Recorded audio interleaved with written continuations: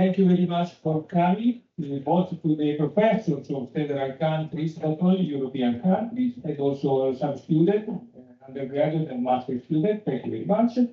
I very briefly introduce Professor Vittorio Valli. He is Professor Emeritus at the University of Turin. The CV and the publication is very long, a lot of pages, but he suggested just a few words. So I just mentioned that Vittorio Valli was one of the founders and the first president of the Italian Association for Comparative Economic Studies. In 1984 was founded. Before the European one, so the European Association for Comparative Economic Studies was founded in 1990. And Vittorio Valli was again the first president. And he was also professor at the University of Bocconi, Padua, Kyoto University, Seoul University, and the University of Turin. Today he is president of the Turin Center on Emerging Economies. He published a lot of books and scientific papers in international journals on several topics of economic development, comparative economic development, economic policy, labor economics, and also education and other topics. I just like to mention a book, America from Roosevelt to Trump, that is a very important book that we can say a lot about the evolution of the US in several decades, in more than a century time. So I give the floor to Professor Vittorio Valli, and we thank you, Vittorio, for being here to give us this keynote speech. Thank you very much.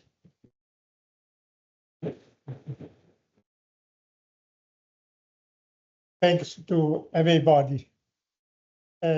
We economists think to be very important people. That is because we think that economy is the engine of history, and economy can change history. But recent events reminded us that also history can change economy. Also geopolitical tensions can change economy. Also the sort of power of some people, Trump, Putin, Netanyahu, and so on, can change economy. And so we must be more cautious in our analysis and say that the economic changes depend very much on economic factors, but depend also on many other historical events, social events, political events. I will try to give a short summary of shifting powers in the world economy in the 25 years from 2000 up to now. The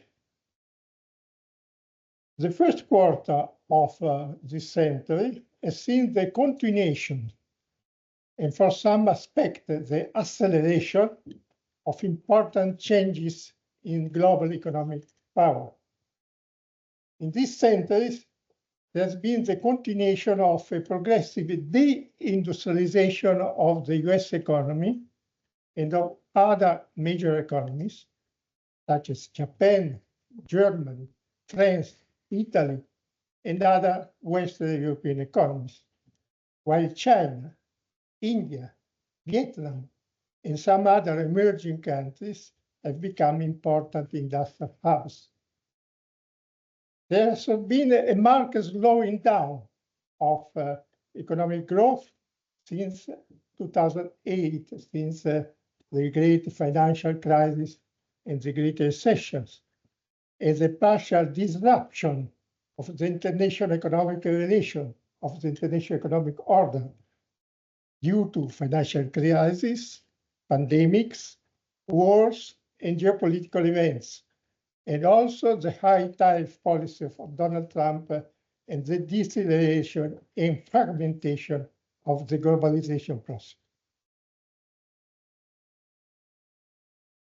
Although it's very difficult to have a one only indicator for global economic power of a country or a region, it is possible to use some useful indicators such as the dimension, the size, and the technological level of a given economy. Its demographic trends are very important.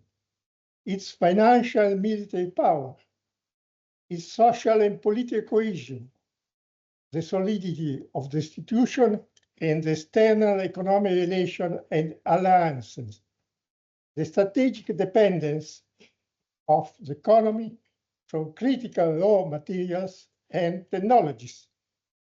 The global power of a regional union, such as the European Union, crucially depends also on the weakness or the solidity of the institution, on the relative strength within the Union of unifying forces that are inept, but also dividing nationalistic impulses that are also strong. Chart 1 gives a picture of some of these components of global economic power: social and political cohesion, economic size, technological power, strategic independence, military and financial power.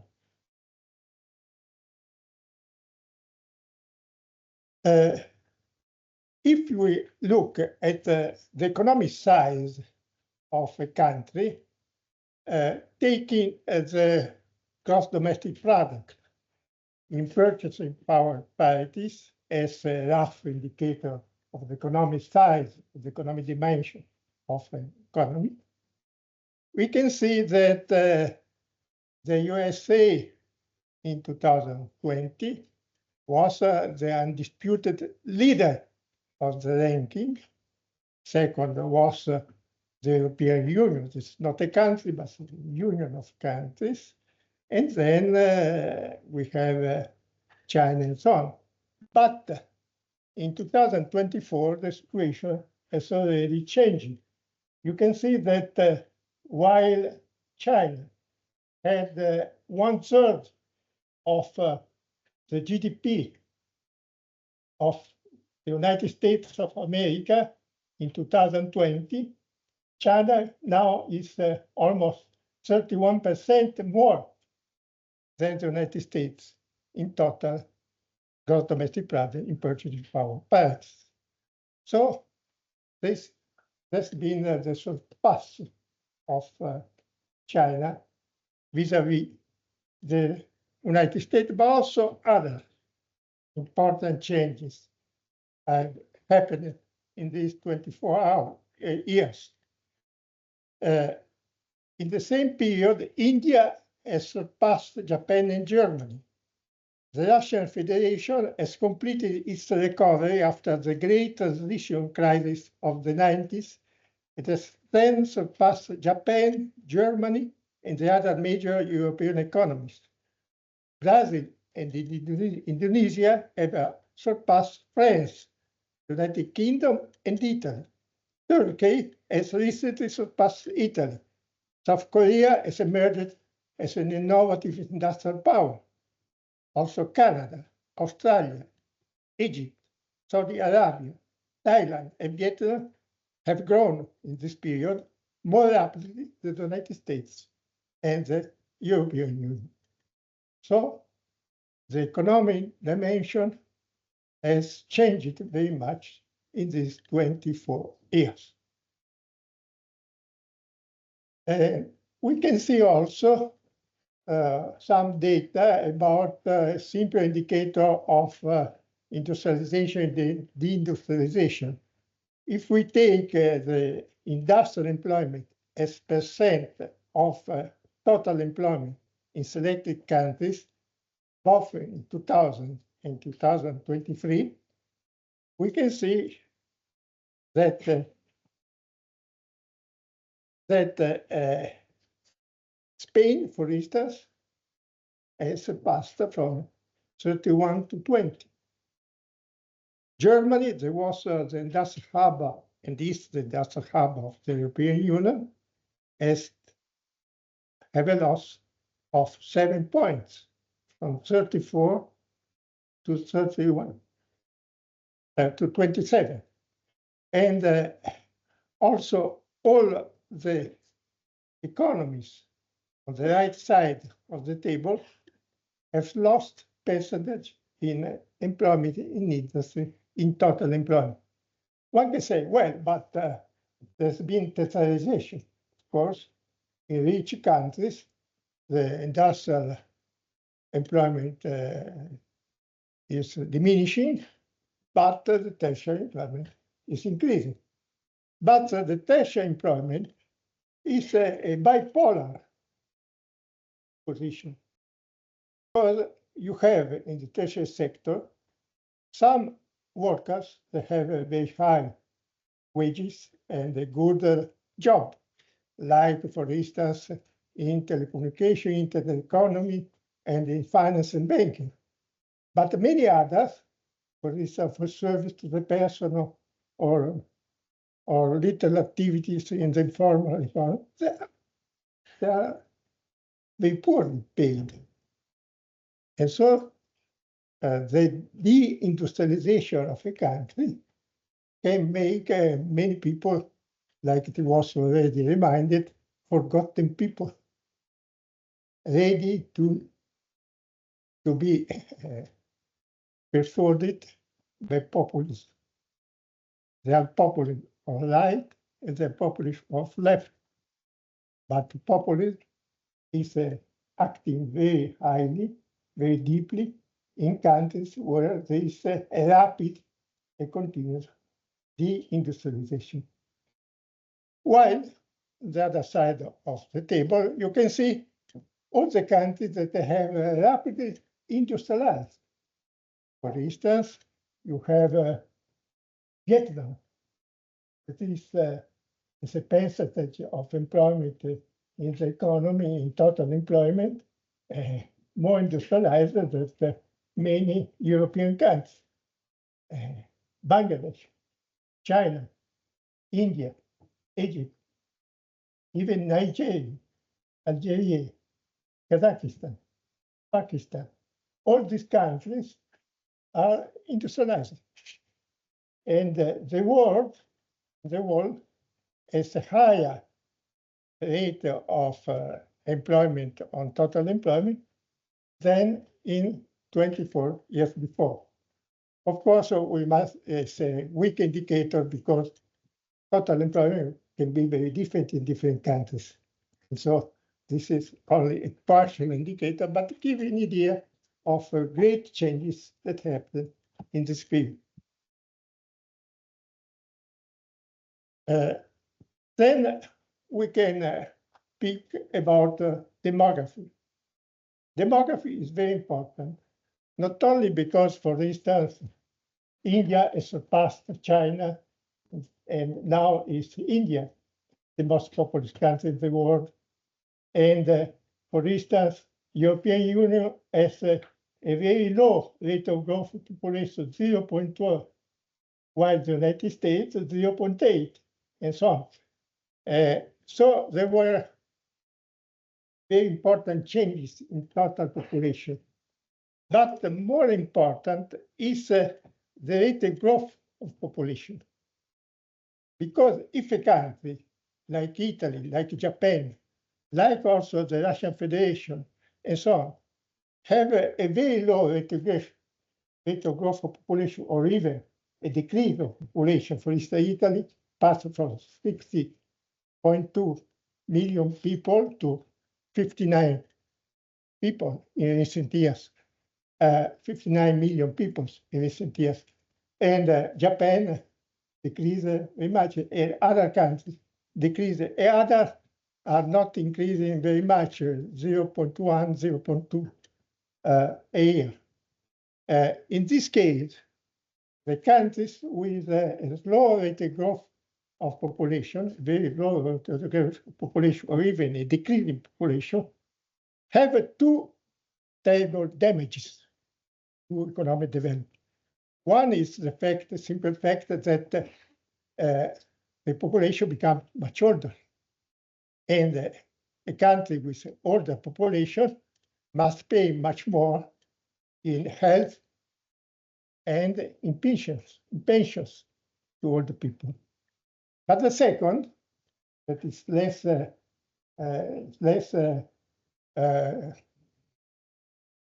perceived by politicians, for instance, is that a country with a very old population is much less innovative than a country with a younger population. Because innovation and enterprising is made at 40, 50, at most 60 years, but not at 70, 80 years or 90 years. And because also there is an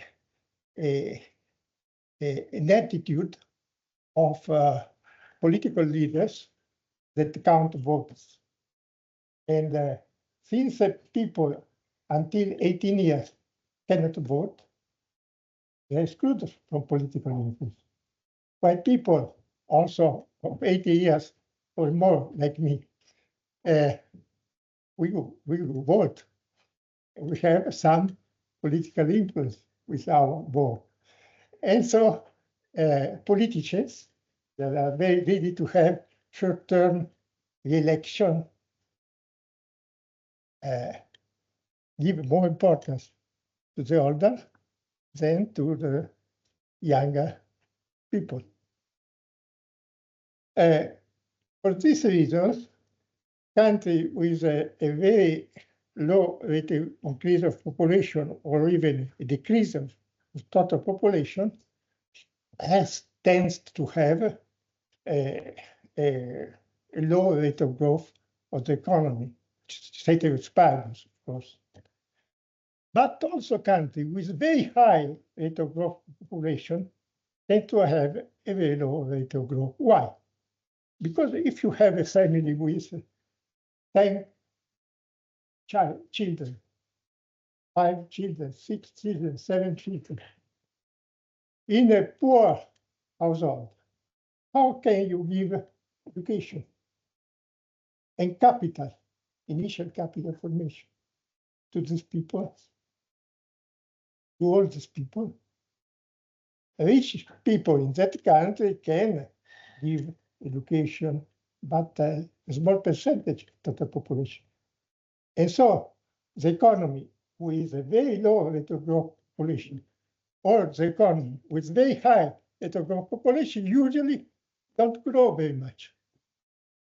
While the economy with an intermediate rate of growth population tend to increase, on the average, of course, there are exceptions, on the average, tend to grow better with a higher rate of growth of per capita gross domestic product, for this. So changes in total populations is very important. The rate of growth of population is very important. But also very important is technological power. Technological power is given by the quantity and quality of physical capital and of knowledge, and the capability of skillfully combining knowledge and capital. If we have a look at the data about stock of capital in selected countries, you can see a strange thing, that the USA was the leader, of course, in 2000, but it's not longer the leader in 2024. China was number 1, 2, 3, 4, 5, 6 in 2000, and now it's the leader. And now in 2019, the last data I had, is the leader. So you can see that the situation changed very rapidly. Japan was second in 2000, and now it's first, and so on. There has been a very big change. As you can see, China had a stock of capital that was inferior to that of Italy in 2000, but it's much higher in 2024. Physical capital also can be very different. Of course, if you have very older machines and so on, it's very different if you have instead a very new and modern technologically modern machine. But that is the way in which knowledge and capital can be combined to make the quality of capital. So we pass to knowledge, the importance of knowledge. The quantity of the capital stock is crucial, but is an indicator with serious limitation. The quality of the capital stock is very important, but the quality of capital is deeply interrelated with the level of knowledge existing in a productive system. The main sources of knowledge that can contribute to technological progress and economic development are education, learning by doing processes, research and development activities, and the ability to smoothly and rapidly diffuse the result of research and development activities in the economic system and to produce innovation. Education also must be estimated both in quantity and in quality. For example, while China has much more university graduates, and in particular engineers and science graduates, than the USA, the levels of China's top university and research center, though rapidly improving, are still considered lower than the one of the United States, the top university and research center of the United States. As regards the average years of education, the US is lagging behind Germany, but is still consistently ahead of China, which progressively closes the gap. However, as the quality of education at 15 years with the OECD PISA result, the US was inferior to many countries such as Singapore, Taipei, Macau, China, Japan, South Korea, Estonia, and also to some cities and provinces of China. So the quality of education in some point is better in the United States than in China, but in some other point is better, 15 years, much better in China than the United States, both for math, sciences, and also for reading. Learning by doing is also very important. Learning by doing is connected to the rate of employment, how many people are employed, and in which jobs they are employed, the quality of the job, the technological quality of the job too. And so there are some countries which have a higher rate of employment and also a very rapidly increase in the technological content of the job, and that have a good improvement in learning by doing activities, while there are other countries that have much less improvement. Although now let's see the large expenditure in research and development of some countries. For instance, in 2023, South Korea spent 4.9% of its gross domestic product in research and development, versus 3.7% of the United States, 3.1% of Germany, 2.6% of China, 2.2% of European Union, and a measly 1.3% of Italy. And for instance, the high percentage of South Korea research and development expenditure has been the key to the rapid growth of knowledge and the mass production of innovative goods and services in the country. To give you an example, in 2022, Samsung, only Samsung, spent more in research and development activities than all the Italian firms. And Italy has a larger economy and a larger population than South Korea. That gives you an idea also of the fact that the Italian policy about research and development is very poor compared with the policy of South Korea and even China now, that the percentage is double the percentage of Italy, and so on. Although China total spending in research and development is still lower than that in the USA, the gap is rapidly narrowing. It was 95% of the US expenditure in 2023.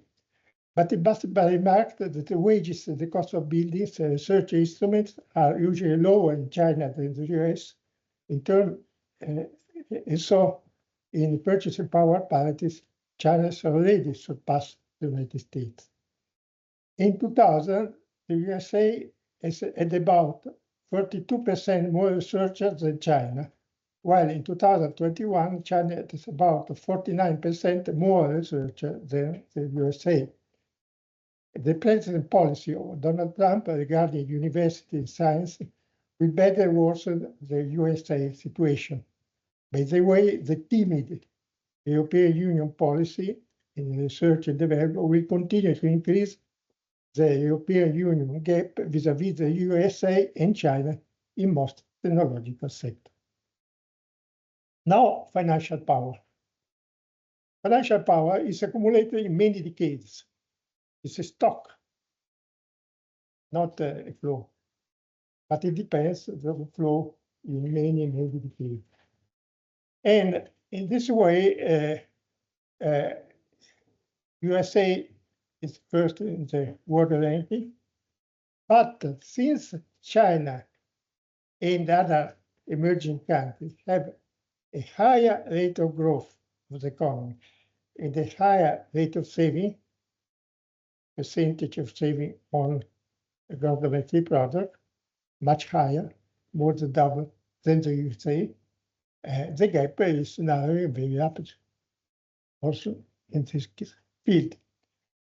We have no good overall indicator for financial power, but a rough and partial indicator is the stock exchange capitalization of domestic listed company shows the US value in trillion US dollar at a larger dominated world ranking, passing from 14.3 trillion in 2003 up to 19 trillion dollar in 2024.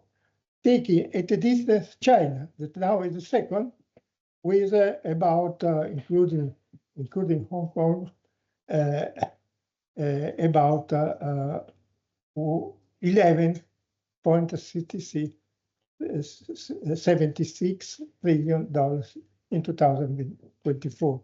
Japan is third, India is the fourth, and so on. And so you can see that emerging countries are increasing very much also in financial power in recent years. Then we have military power. Military power is very important also for the economic impact that the military power gives. And so for the fact that one country that is very strong military can influence the policy of other countries. The two tragic wars as the Russian invasion of Ukraine and the Israel-Hamas war reminded us of the importance of geopolitical and military power on economic events. After the dissolution of the Soviet Union, the position of the USA in the world military sphere seemed to be overwhelming, and also in the 2000, the US military dominance remained very high. A stable, this table show, you can see that the USA spent $320 billion in 2000, and now spend $997 billion in 2024. Its share of world was 33%, it's increased to 37%. But China, for instance, was at that time sixth in the ranking with $22 billion, and now is second in the ranking with little less than 1/3 of the United States, and spent 12% of the world share. So China also immediately spending is increasing very rapidly, growing very rapidly. Russia was with a relatively low percentage in 2000, but in 2024, also with the Russian invasion in the war in Ukraine, now is spending 149 billion, 55% world share. The European Union, on the whole, spend more than Russia, but spend much worse than Russia in military, because a larger part of its expenditure is made by buying American weapons. And American weapons can condition the supply of the European Union military sector. So the situation is very, very sad because many countries are increasing very rapidly the spending. They see that the opponents are increasing very rapidly spending, so increase even more rapidly, and the other make the same. And so the situation, the world situation, is as bad as we know.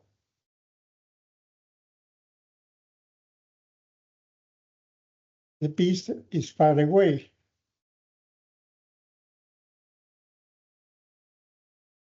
Then there is a strategic independence. Geopolitical shocks, a very environmental crisis and Cold War are shaking vast parts of the world. This phenomenon, combined with the erratic and unsettling policy of Donald Trump, are weakening most international organizations and contributing to a deep fragmentation of political alliances and economic globalization. In this gloomy scenario, three problems are playing a crucial role. One is energy sources. The second is energy sources. The second are microchip and artificial intelligence. The third is strategic raw materials such as lithium and rare earth. Everybody knows that the European Union, for instance, is very short of energy sources, except coal that is very polluting and that exists only in some countries. And so it depends very much from other countries, for the furniture of other countries, except for renewables. But renewable is increasing too little, and they have also the problem that, for instance, solar energy is not available during the night, except if you have battery or other forms of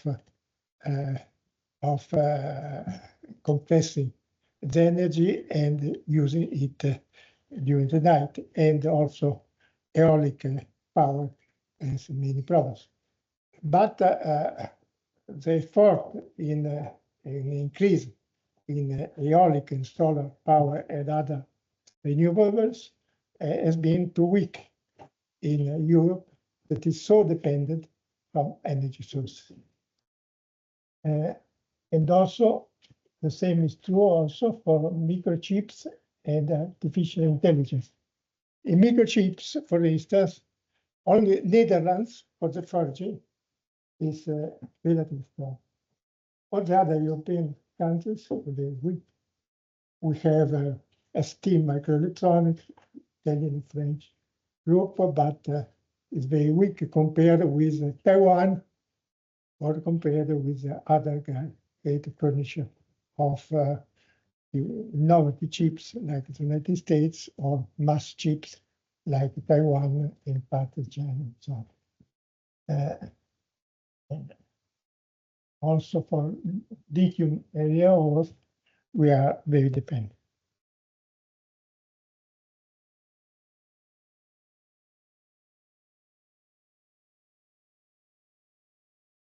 We now arrive at the last point, the social and political cohesion. It's very important for a country to have a social and political cohesion. But social turmoil, division between social group, between the government and opposition,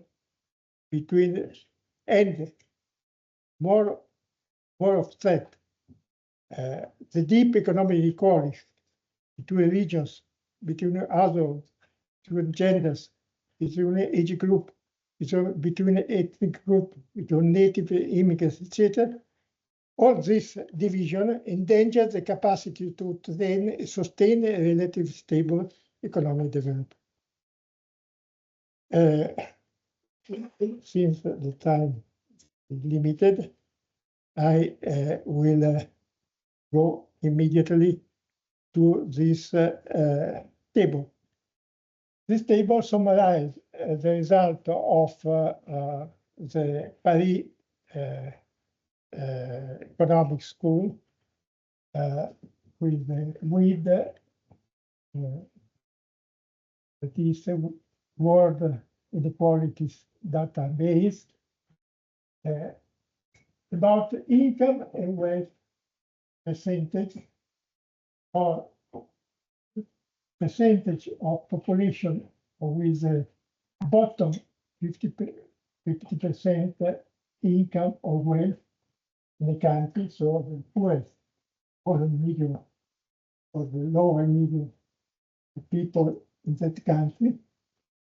The intermediate percentage of 40% of the population, the top 10%, the top 1%. You can see the incredible inequalities that exist. The incredible economic inequalities that exist between countries and within countries.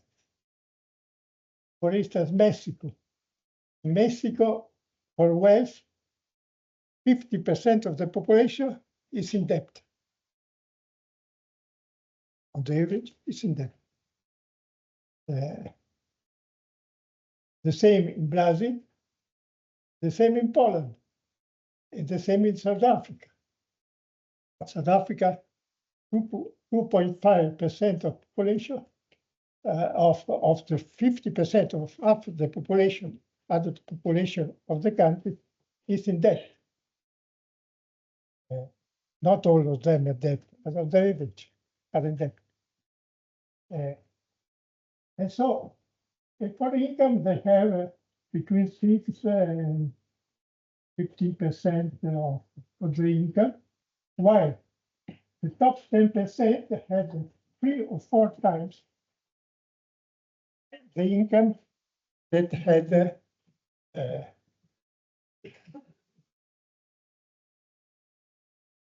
the bottom 50% of the population. So you can see the inequalities are extremely high, and in most countries have increased during this period. Some countries have decreased, but in most countries have increased. In this situation, it's very difficult to have social and political, not to have social political tension. Why there are so many super rich? For the super rich, I use another table given by Forbes. Forbes every year gives 200% richest people in the world.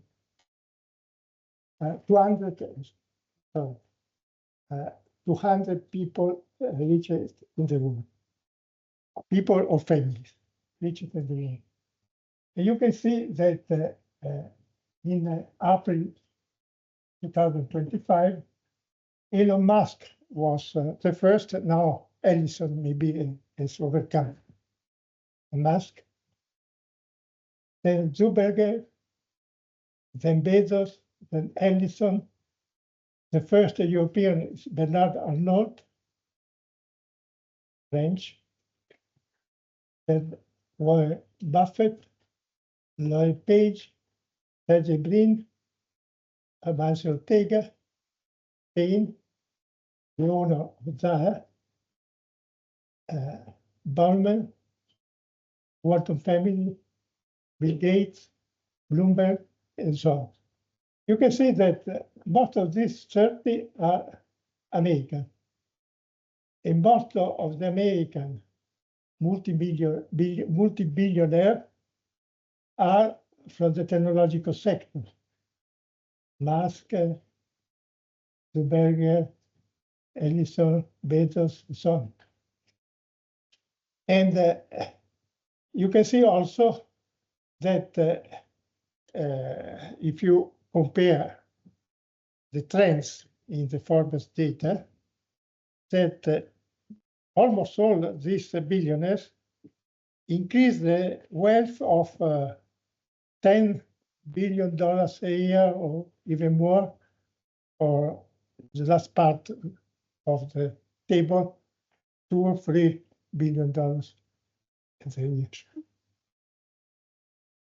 So such a rise in billionaires wealth, what are the causes, the principal factors that make this trend to happen? And there are three main causes. One is these people are global. Most of these people operate in many countries with multinational. They control multinational, or they control financial assets, not only of the United States, if they are American, but for many countries. Secondly, they are often proximate to political power. They sustain the governments, or they sustain political leaders, sustained by financial donation to the parties of the political leaders, or sustained by using their, for instance, social media to sustain the electoral campaign of this or that political leader. Or even they buy all the media, like the Washington Post, and change the line, the political line of the newspaper in the electoral period, like it happened with the election of Trump. Bezos changed the policy of Washington Post that was favorable to the Democrats before, and then became favorable to Trump. So they can approximate political power, not always, but often. And they, in any case, influence or control all the new mass media through the disposal of larger publicity budgets or through the direct creation or acquisition of some media. One thing that is undervaluated is the use of the publicity budget, advertising budget, by the great enterprises in order to influence the political life of the newspaper or of television, the free television. So it is very used not only in Italy, but in many countries. Moreover, as table 7 shows, a growing number of super rich controls forms of the technological sector, and so they can profit from the rapid world expansion of the internet economy of artificial intelligence, of electric cars, of sophisticated deaf instruments. So I conclude with two concluding remarks. When in 1984 I collaborated with Italian colleagues and friends to create the EACEC, the Italian Association for the Study of Comparative Economic System, we hope to open the way towards a better understanding of Western and Eastern European problems in a world still poisoned by the late miasmas of the Cold War. When in 1990 we collaborated with reputed Western and Eastern European colleagues to create EACES, it was still Gorbachev's area at the end, but the Berlin Wall had fallen and the Soviet Union was at the brink of collapse. There was hope then, and many of our members, for instance, Domenico Marionutti and many others, tried to collaborate for a good transition period for Russia and all other Eastern European countries. But as all of us know, the transition was instead impervious and with enormous social costs for a larger part of the population.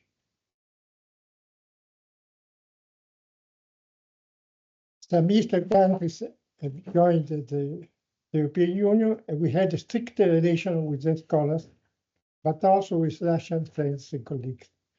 Now, with the Russian invasion of Ukraine, new and high walls have been created. But we hope that the tragic war, fruit of thirst of power and the exploitation of nationalistic impulses, will soon cease, we hope. Both the European Union and Russia are declining economically and technologically vis-à-vis the United States and China. A prolonged bloody conflict in the very heart of Europe will severely damage both Russia and Ukraine, of course, but as well as all our fragile and incomplete union. Thank you.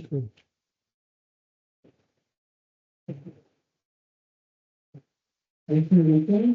So we have a for some short comments or questions. So please put up your hand if some of you.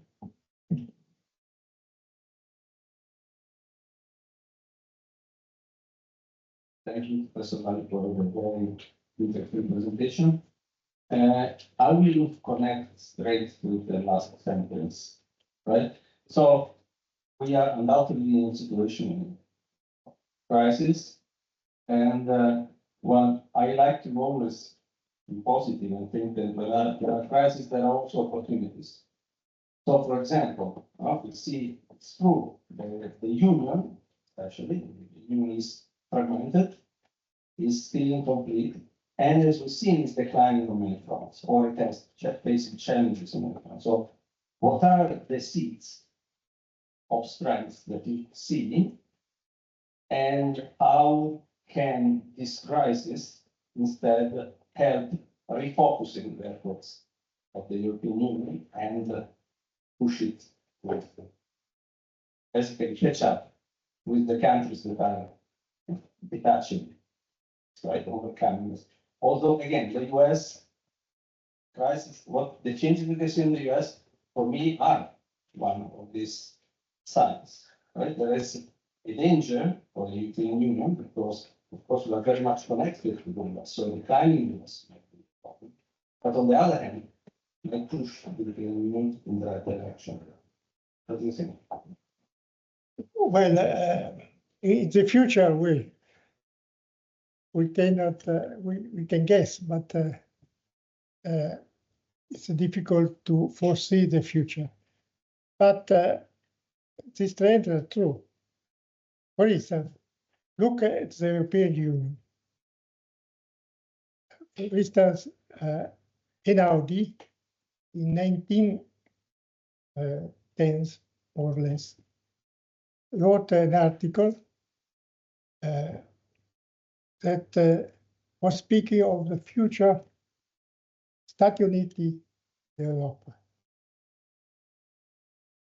But as you know, the dream of United States of Europe or European Union, full European Union, was activated partially since the 50s, 1950s. And the way is very long. For instance, from the military point of view, the countries belonging to the European Union was always following the leadership of the United States, even when, as the first war, the war in Iraq, it was a mistake, a big mistake. But you follow in Afghanistan, follow in Iraq, follow in many other occasions the American leadership. Second, on the whole, the European Union countries belonging to the NATO spent much more than Russia in the military sphere, but had not the capability to make a military industry in Europe, not in one country or two countries, but in Europe, the European Union, and bought most of the military weapons from the United States. So was military dependent.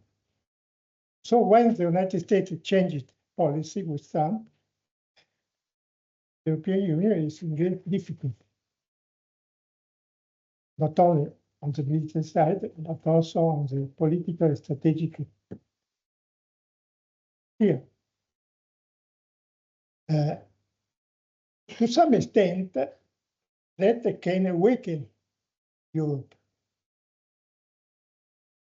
But on the other way, in several European countries, there is a trend towards center-right populist governments. And that will be nationalistic. So they will weaken the possibility for Europe to have a cohesion in political and military terms. So I'm not optimistic very much, because if the nationalistic drive will prevail, our future will be worse than the present. If the nationalistic drive will be contained and we can have a real political union, the situation can really change. But it's difficult to foresee this second path. Okay, maybe we can next take on the question comment. So compare the most. Thank you, Professor Valli, for the insightful presentation. So in your tables, you presented, you gave data about the role of finance. So you present many data, and you showed that basically China has been, overtaking the US and so on. But in finance, the United States have actually increased their And also, you showed other data on military spending. There also the US are leading for China. How should we interpret these two facts? The fact that the US is still leading in finance and military spending. I'm asking this because some authors suggest that when finance is too much developed, that means that the real economy is suffering. And it might actually be, a choice even of China not to develop too much their financial part because they concentrate more on the real part of the economy.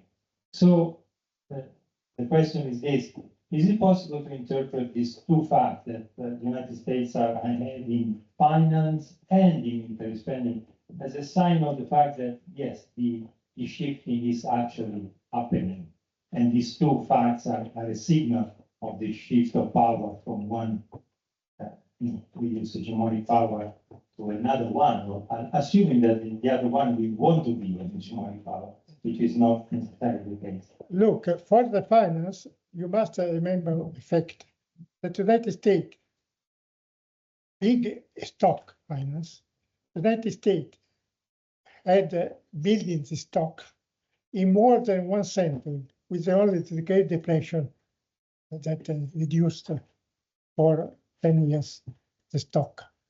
But in more than 100 years, actually 120 years, the United States accumulated financial stock.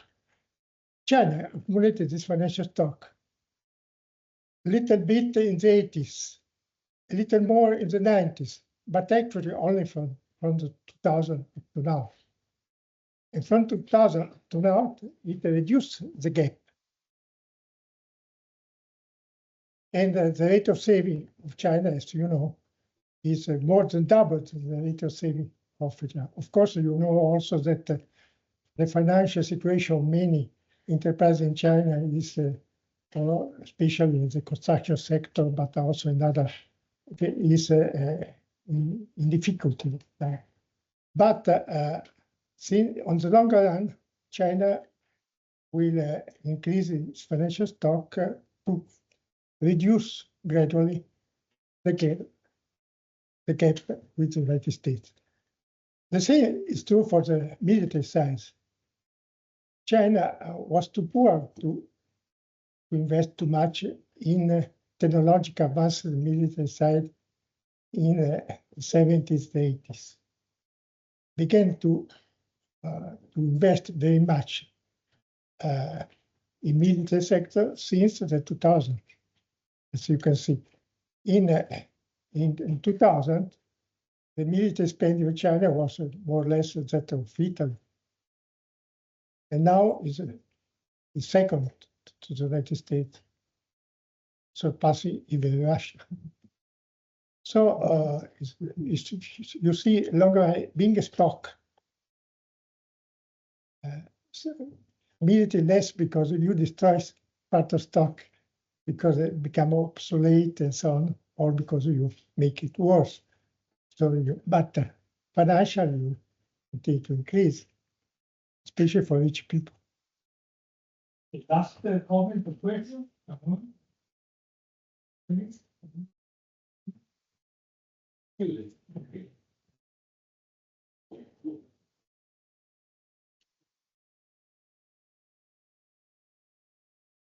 Hello, Professor Valli. Thank you for the presentation. I have a very quick question. So in 2024, we saw the foundation of the BRICS. So the union formed by Brazil, Russia, India, South Africa, and China. Do you think that they also have a lot of popularity among the Arab countries? They receive a lot of support.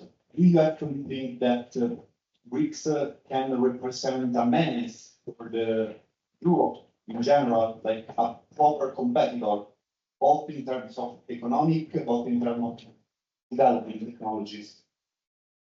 Well, as you know, the BRIC conception was realized by an American newspaperman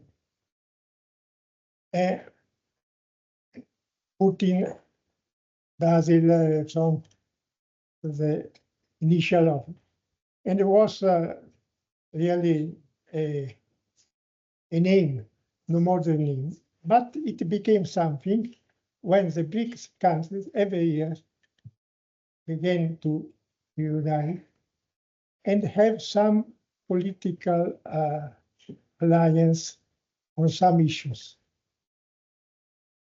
But for instance, they have not up to now created a new currency, common currencies that could be a rival of the dollar. They prefer to strengthen the position of the currency, China's currency. But they are very divided between them. India, to some extent, is with China, but on the whole is a real rival of China. Russia, now, because otherwise is isolated, is trying to unite very much with China and India and so on. But on the long run, the interest of this country will collapse. So I don't know that the BRIC constitution can be solid and alliance in the future.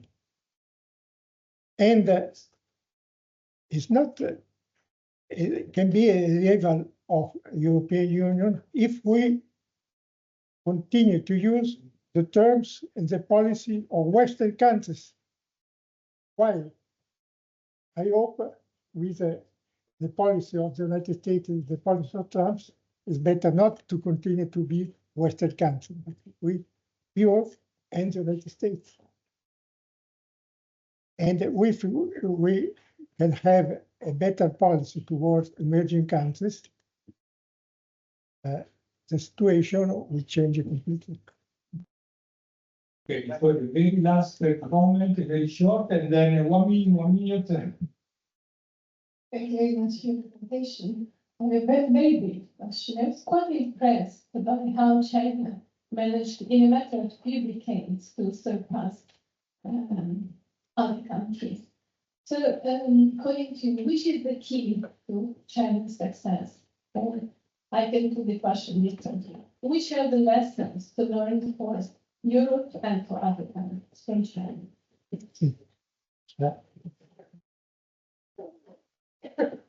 One is if Europe has this demographic trend, we are doomed on the long run.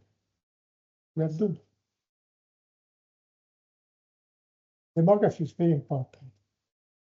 We must have much more younger people and give them good salaries, not like in Italy, to younger people.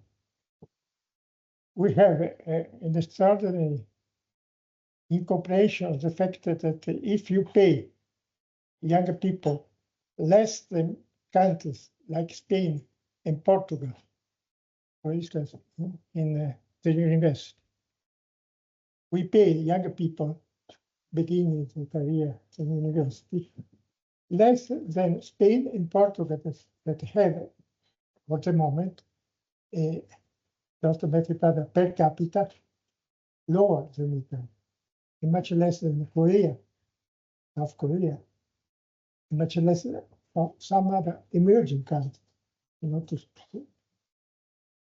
If we have this policy, we will stagnate. Second, economic development depends very much on technological growth. And also in this sphere, we spend less in the United States, less in China, and less than some other Eastern and Asian countries. So we lose position on the long run. Thirdly, we have not a united financial market. The United States has a financial market united. China has a financial market united. Japan has it. Have not. The European Union is too weak in institutional change and too slow.